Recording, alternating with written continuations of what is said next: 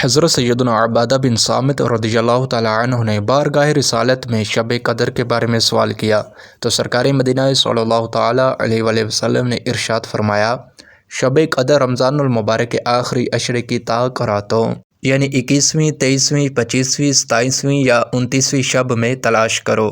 تو جو کوئی ایمان کے ساتھ بانیت ثواب اس مبارک رات میں عبادت کرے، اس کے اگلے پچھلے گناہ بخش دیے جاتے ہیں۔ اس کی علامات میں سے یہ بھی ہے کہ وہ مبارک شب کھلی ہوئی، روشن اور بالکل صاف و شفاف ہوتی ہے۔ اس میں نہ زیادہ گرمی ہوتی ہے نہ زیادہ سردی، بلکہ یہ رات معتدل ہوتی ہے، گویا کہ اس میں چاند کھلا ہوا ہوتا ہے۔ اس پوری رات میں شیاطین کو آسمان کے ستارے نہیں مارے جاتے۔ مزید نشانیوں میں سے یہ بھی ہے کہ اس رات کے گزرنے کے بعد جو صبح آتی ہے اس میں سورج بغیر شعاع کے طلوع ہوتا ہے، اور وہ ایسا ہوتا ہے گویا کہ 14ویں کا چاند۔ اللہ عز و جل اس دن طلوع آفتاب کے ساتھ شیطان کو نکلنے سے روک دیا ہے۔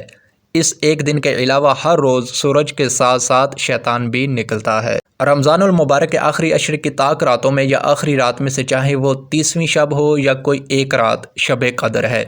اس رات کو مخفی یعنی پوشیدہ رکھنے میں ایک حکمت یہ بھی ہے کہ مسلمان اس رات کی جستجو یعنی تلاش میں ہر رات اللہ عز و جل کی عبادت میں گزارنے کی کوشش کریں کہ نہ جانے کون سی رات شب قدر ہو۔ حضرت سیدنا عثمان بن ابی العاص رضی اللہ تعالیٰ عنہ کے غلام نے ان سے عرض کی، اے آقا رضی اللہ تعالیٰ عنہ، مجھے کشتی بانی کرتے ایک عرصہ گزرا۔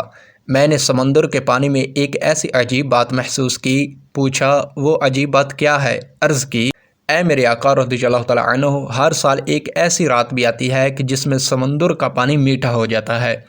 آپ رضی اللہ تعالیٰ عنہ نے غلام سے فرمایا، اس بار خیال رکھنا، جیسے ہی رات میں پانی میٹھا ہو جائے مجھے بتا دینا۔ جب رمضان کی 27ویں رات آئی تو غلام نے آقا سے عرض کی کہ اے آقا، آج سمندر کا پانی میٹھا ہو چکا ہے۔